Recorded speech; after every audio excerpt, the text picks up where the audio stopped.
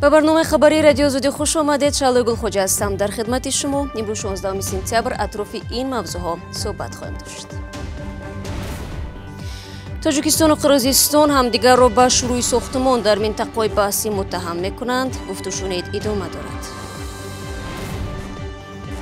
одам нест, мушкил ҳам нест. ҳалокати фоҷиабори як муҳоҷири тоҷик дар вилояти Москва ва ё чаро кордиҳони рус оддитарин шароити бехатариро фароҳам намекунанд. риштаи муҳаббат аз ҷопон ба хоразм овард ва ё саргузашти мардикоре ки бахти худро дар беморхона пайдо кард. фақат шароит ман дар инҷо оила дорам ва хушбахт ҳастам.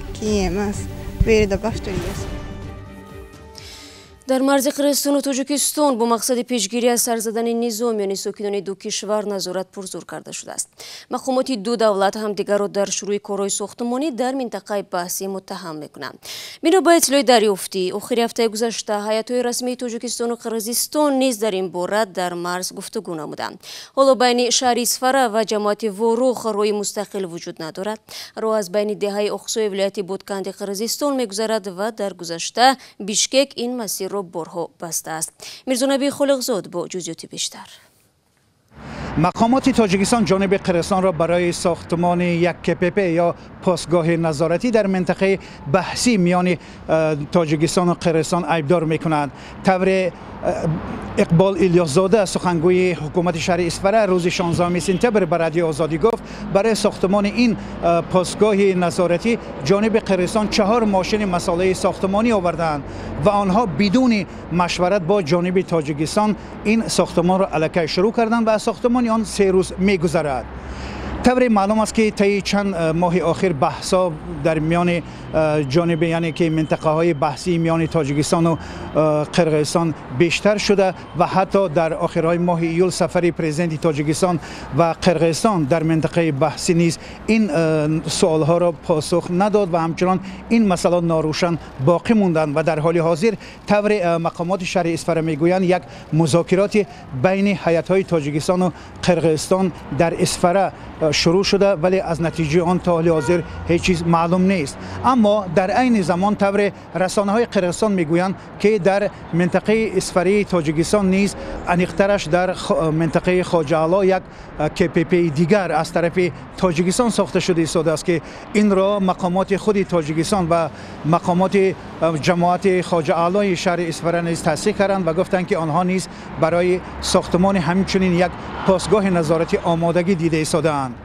این بحث‌ها آنچنان ادامه دارد و هنوز هم کمیسی خصوصا کمیسی بین دولتی علامتگذاری و تشخیص مرزی دو کشور در رابطه به این گونه عمل‌هایی که صورت گرفته ایستاده است هیچ واکنش نشان ندادن و تا کجا از نگاه قانونی و از هر جهت این ساختن کپپ‌ها درست است خصوصا در حالتی که در منطقه‌های بحثی صورت می‌گیرند.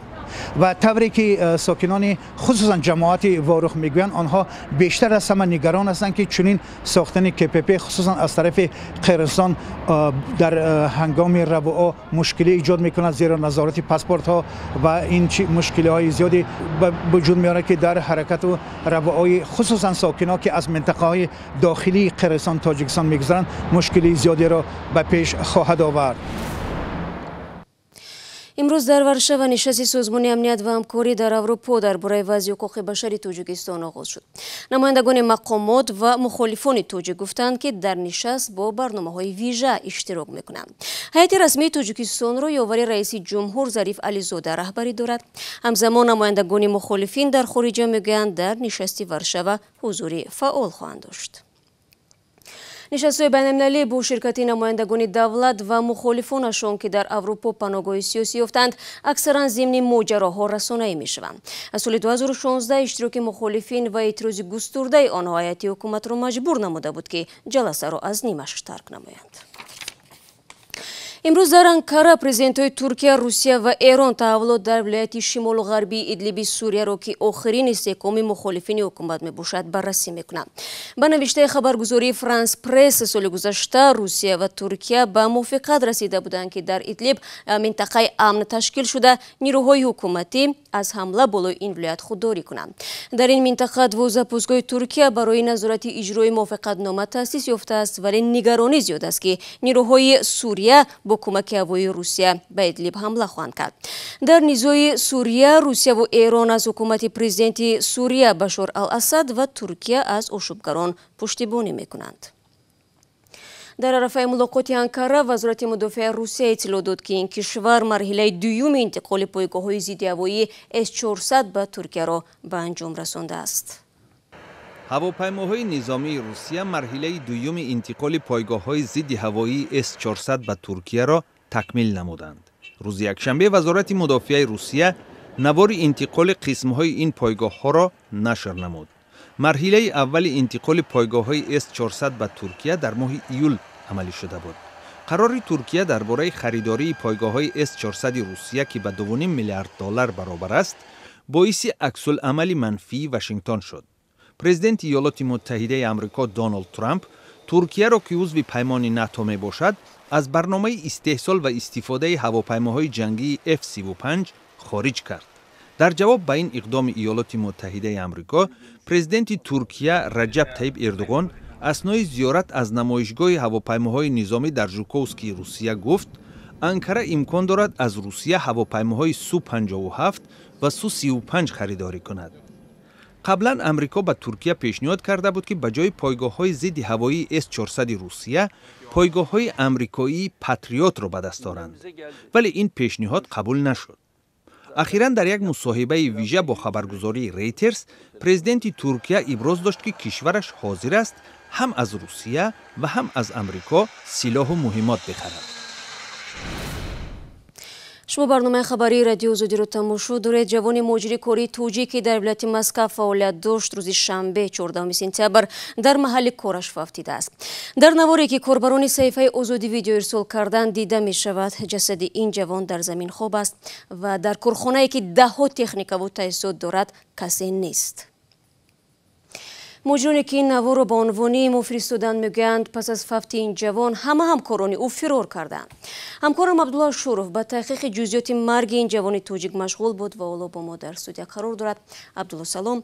خب نخست بگو که تا کنون تحقیقات تو به کجا رسید؟ درباره شرایط مرگ این جوان و هویتش چه معلوماتی به دست آوردی؟ سلام شهلا. اسم این جوان فوتیده عمرعلی حکیموف بوده است. این جوان 27 ساله زاده ناحیه عبدالرحمن جامی ولایت ختلان از ضربه نیروی برق فوتیده است. حکیموف در یک کارخانه استحصال بتون در ناحیه استرایی ولایت مسکو کار میکرده است. در نمایندگی خدمات مهاجرت تاجیکستان در شهر مسکو روز 16 سپتامبر به رادیو آزادی گفتند هنگام کار ناگهان پشت این جوان به ناقل‌های برق میرسد و او از ضرب برق هلاک میگردد. مقامات میگویند با برادر عمرعلی حکیموف در تماس هستند و با او در تهیه سندها برای انتقال جسد یاری میرسانند. عین زمان جسد بنابر معلوم و انیق کردن شرایط‌های فوت این جوان به زادگاه فرستاده نشده است. مهاجران کره تاجیک که خبر فوتی همدیارشان را فهمیده به محل حادثه حاضر شدند در نوارهای ثبت کرده خود نشان می‌دهند که پس از رخ دادن این فاجعه همه کارمندان با شمول رهبران ماشین و تجهیزات را گذاشته فرار کردند.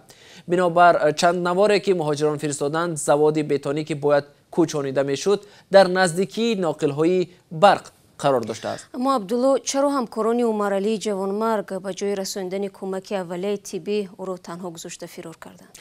شهلا حالا این پهلوی مسئله را باید مقامات تحقیق کنند، اما معمولا کاردهان روس مهاجران کره تاجیک را به طور غیر رسمی به کار میگیرند و در نسبت کارگران محلی به آنها معاش کمتر میدهند. بنابر گزارش های حامیان حقوق کاردهان مهاجران به شرایط بی‌خطری کاری آنها نیز به اصطلاح از پشت پنجه می‌نگرند و عادی ترین شرایط بی‌خطری را در نسبت آنها تامین نمی‌کنند. از این رو با سر زدن چنین فاجعه ها همه فرار می‌کنند و کسی مسئولیت آن را بر دوش گرفتن نمی‌خواهد. در نتیجه آن خراجات انتقال جسد را هم از پول خیریه مهاجران دیگر بیشتر وقت صورت می‌گیرد. ҳамин ки ҷасад ба тоҷикистон фиристода шуд, дигар мушкили корде ҳам ба поён мерасад. тавре дар мақоли русӣ гуфта мешавад, одам ки нест, мушкил ҳам нест. дар русия беш аз 1 миллион шаҳрвандони тоҷикистон кору зиндагӣ мекунанд. бисёре аз онҳо муҳоҷирони мавсимиянд ва асосан дар фасли баҳору тобистон ба русия мераванд. ҳар сол то 1000 тобути муҳоҷирон ба ватан оварда мешавад. сабаби марги онҳо куштор, беморӣ, садамаву тасодуф дар Сохтмон гуфта мешавад. муҳоҷирони азиз, худро эҳтиёт кунед. ташаккур Абдулло барои суҳбат. фоҷиа кӯмак кард ки соҳиби бахт шаванд. мардикоре ки бо амри тақдир дар як сӯхтор саломатиашро аз даст дод, дар иваз ҳамсаре пайдо кард ки хонаашро обод намуд. нурбек рӯзимадов бо зане издивоҷ кард ки дар бемористон барои ба пӯ хистанаш саҳм дошт. ин қиссаи ҷолибро ки ҳамкорони мо дар Тушкан таҳия намуданд, Каймарзиято тақдим мекунад.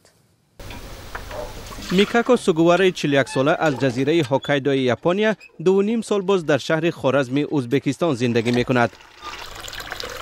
Мен 2017 январидан Япониядан кирим буриб келдим. 2 ярим ойл бу ерда. ба инҷо моҳи январи соли 2017 арӯз шуда омадам.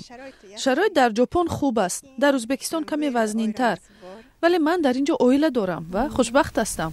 Фақат шароит тамом ки шундан ташкари ки эмас бу ерда бафтори яшаябмиз. Микако Сугувара 10 сол пеш ба воситаи як барномаи давлатӣ барои такмили ихтисос ба Тошканд рафта буд ва дар бемористон таҷриба меандохт. ҳамон шабу рӯз устон Нурбек Рӯзимадов дар дуконе дар пойтахти Узбекистон кор мекард ва ногоҳ сӯхтор сар заду дар байни оташ монд. 65% баданаш сӯхт. Нурбекро ба бемористон оварданд ва ӯ таҳти муроқибати Микако Сугувара қарор гирифт. Borgan kunimdan meni ahvolimni ko'rgan, bilgan. از روزی که به شفاخانه رفتم احوال من را دید و نگاه و بینی من سر کرد. فشار خونم را سنجید، خوراک میداد، آب میداد. بعدی به پا خستن نوربک روزیمدوف به زادگاهش خارزم برگشت و میکاکو سوگوارا به ژاپن.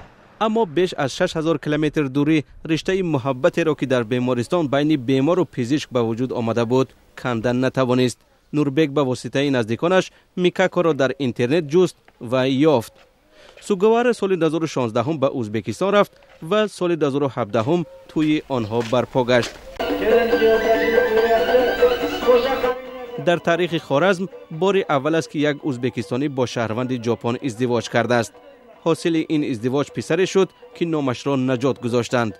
به خاطر نجات نوربک روزیمتوف از بین آتش و نجات عشقی استای خوارزمی با زن ژاپنی.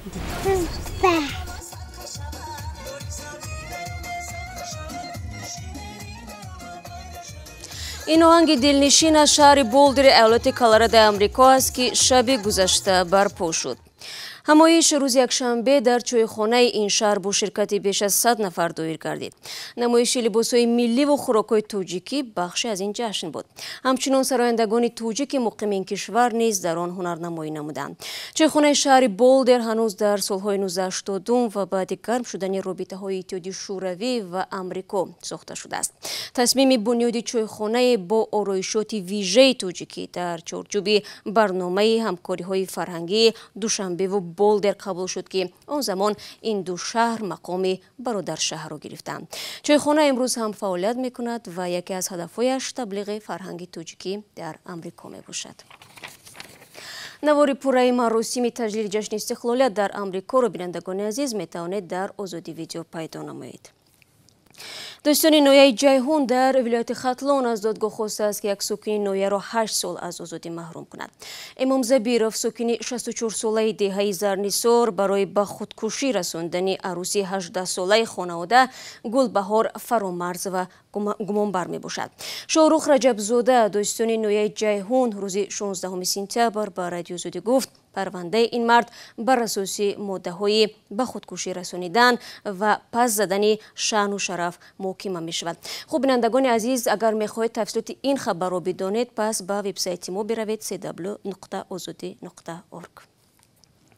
با این خبر ما برنامه امروز رو به پایان میرسونیم. اگر میخواهید در جریان خبرهای روز باشید پس طوری هم گفتم به وبسایت ما بروید www.azadi.org. گزارش و نوارهای جالب در آزادی ویدیو دسترسی شما میباشند. صفحه های رادیو آزادی در شبکه‌های اجتماعی نیز فعال هستند. اما من فردا شما رو در نوید بامدادی انتظار میشوم. فراموش نکنید ساعت رسا 7 با وقت پراگا. خدا نگهدار.